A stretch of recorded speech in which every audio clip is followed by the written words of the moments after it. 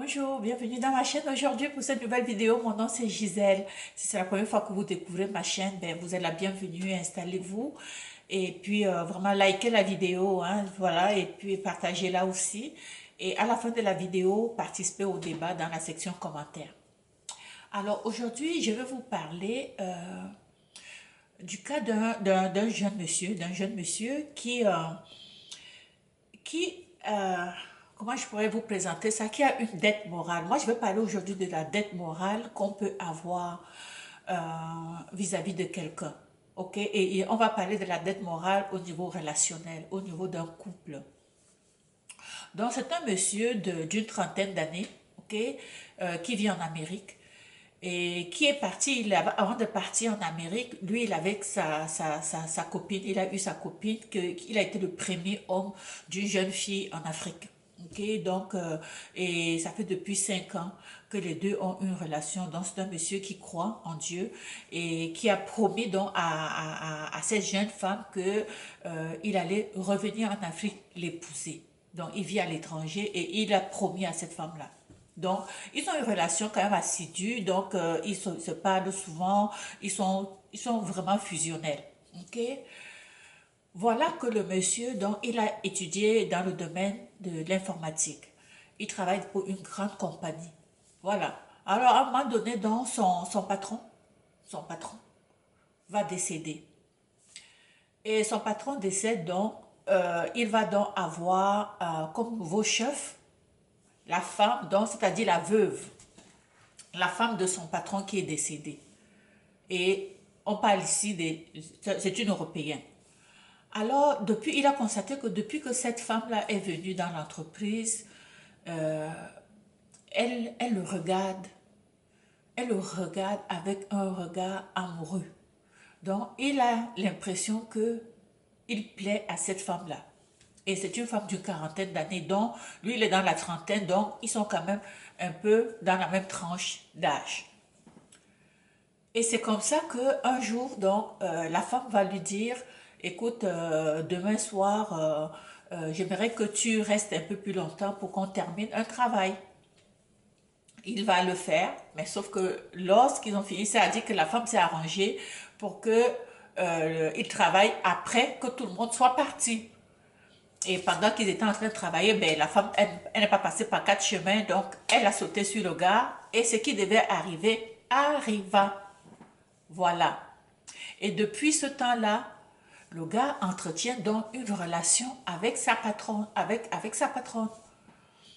Et comme la femme, elle est riche, elle ne veut pas passer par 4 chemins, elle a décidé de prendre les grands moyens pour avoir le gars. Elle lui a acheté un appartement, ok? Donc un appartement de luxe, une voiture, bref, elle s'occupe du gars à 100% au point où son salaire, présentement, il ne dépense même pas son salaire parce que c'est la femme qui fait tout, elle le nourrit. Elle-même, de plus en plus, elle va dormir chez le gars. Voilà. Donc la question du gars, c'est quoi? Qu'est-ce qu'il dit? Il dit, moi, je suis quelqu'un de fidèle dans les convictions. J'ai promis, j'ai promis à ma copine, ma future fiancée, ma future femme, je lui ai promis que quand je vais réussir en Amérique, je vais revenir t'épouser. Là maintenant où je suis en train de, j'ai réussi, j'ai beaucoup d'argent, je veux retourner, mais d'un côté, j'ai peur de perdre tous les avantages que ma patronne est en train de me donner. Qu'est-ce que je fais? Qu'est-ce que je fais? Est-ce que je sacrifie tout l'argent que cette femme me donne, toute l'opportunité qu'elle me donne parce que présentement dans l'entreprise, j'occupe une carrière, j'occupe une position de choix, ce que j'ai toujours rêvé, ou bien je laisse tout ça de côté et je vais vers mon amour de jeunesse, mon amour que j'aime encore, même quand je suis avec ma patronne, je pense à elle. Et moi, je suis quelqu'un de conviction. Quand je promets, je tiens à ma parole. Qu'est-ce que je fais? Est-ce que je fais ça? Qu'est-ce que vous dites de ça? Si vous venez de vous joindre à moi, n'oubliez pas de liker la vidéo, hein, et surtout abonnez-vous aussi. C'est un dilemme. Le monsieur est en train de vivre un dilemme. Et il ne déteste pas la femme blanche, en passant. Et la femme blanche elle n'est pas plus âgée tant que ça, elle le dépasse peut-être de 6 ans. Qu'est-ce que vous ferez à sa place? Sacrifier votre avenir parce qu'il a travaillé dur pour se rendre là où il est aujourd'hui, ou aller vers sa femme africaine qui est en Afrique, qu'il va ramener ici et qu'il va ramener en Amérique et qu'il va devoir former, il va devoir l'accompagner. Qu'est-ce que vous ferez à sa place? Moi, j'ai un conseil à donner à ce monsieur. Vous savez, souvent, on va se dire, si vous êtes quelqu'un, parce que moi, c'est un gars qui a de belles valeurs. Et je me dis, il a de l'argent aujourd'hui. Cette femme-là, moi personnellement, moi je serais à sa place pour ne pas perdre des deux côtés. Je vais dire la vérité à cette femme-là. Je dis, s'il lui avait dit, je suis fiancée.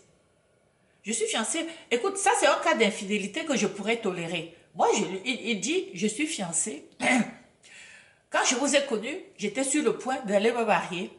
Et j'ai promis le mariage, je vais me marier. Mais ça ne va pas toucher notre relation. Je veux que tu demeures ma maîtresse. Mais je veux me marier. Moi, c'est ce que je ferais. Moi, à sa place, je ferais ça. Je ne manquerai pas d'opportunité, mais j'irai me marier parce que sa femme avec qui il va faire ses enfants, sa femme avec qui il a la même culture, sa femme qu'il a toujours et il continue à l'aimer, c'est la fille en Afrique. Moi, j'irai l'épouser. J'irai l'épouser. Et je prendrai un peu de temps, au lieu de la faire venir immédiatement, je la laisserai encore en Afrique quelque temps, le temps de finaliser tout ce qui est autour de cette relation avec la patronne, pour pouvoir bien sécuriser le tout avant de la faire venir. Mais dans tous les cas, je ne sacrifierai pas l'amour que j'ai, je ne sacrifierai pas cette fille que j'ai toujours aimée pour ma patronne. Parce que cette patronne, ça se peut. Ça se peut que elle l'aime aussi à vie, cette femme-là aussi. Tout comme ça se peut aussi que à un moment donné, un autre homme vient dans l'entreprise et qui est beau et qu'elle jette son dévolu sur cette personne. OK? Et c'est ça que je me dis. Moi, à sa place, je me sécurise. OK, elle m'a acheté des choses. Je m'assure que c'est à mon nom. Je m'assure qu'elle fait, je lui demande beaucoup d'autres choses qu'elle va mettre à mon nom, mais je vais lui dire la vérité. Je suis amoureux, j'aime une autre femme, j'étais déjà avec elle avant de faire ta connaissance, je t'apprécie beaucoup, mais je ne veux pas te quitter comme ça, soyons amis, mais laisse-moi épouser celle à qui j'ai déjà promis le mariage. Voilà. Maintenant, vous allez vous demander, est-ce qu'il faudra qu'il le dise à sa future femme? Ça va dépendre de lui et ça va dépendre du moment. Mais je pense que tout peut se dire et ça dépend de comment c'est fait. Voilà. Mais moi, je ne sacrifierai pas mon amour, l'amour de ma jeunesse, la femme que j'aime toujours, pour l'intérêt, pour la richesse que la femme européenne est en train de lui donner, pour la richesse que sa patronne est en train de lui offrir. Moi, personnellement, c'est ce que j'aurais à lui donner comme conseil. Voilà, je ne sais pas ce que vous en pensez. Alors, si vous avez des commentaires, faites-moi des commentaires par rapport à cette situation. Qu'est-ce que vous auriez fait si vous étiez à la place de ce monsieur qui se retrouve du jour au lendemain quasiment un millionnaire, quasiment un chef d'entreprise, une entreprise qui est florissante, une multinationale? Alors, est-ce que vous allez privilégier cette opportunité-là ou vous allez privilégier votre amour? Vous allez sacrifier la richesse que ça vous donne par rapport à l'amour que vous avez pour une femme. Vous savez, c'est 50-50 et je comprends celui qui va dire au grand jamais, je ne sacrifierai l'argent que je gagne pour cette femme-là parce que tu vas faire venir la fille africaine, tu auras à tout lui montrer, elle ne sait rien, alors tu vas partir de très bas. Est-ce que la femme aussi, quand elle va venir en Amérique, est-ce qu'elle va rester avec toi? Ça se peut qu'elle arrive et puis elle ne comprend même pas et tu regrettes de l'avoir fait venir. Ça aussi, ce sont des choses qui se passent. Mais si tu n'essayes pas, tu ne peux pas savoir. Alors, je ne pense pas que juste avec des suppositions, il devrait ne pas donner la chance à cette fille-là de venir aussi. Alors, voilà, ça, c'est mon point de vue, c'est ma recommandation à ce monsieur.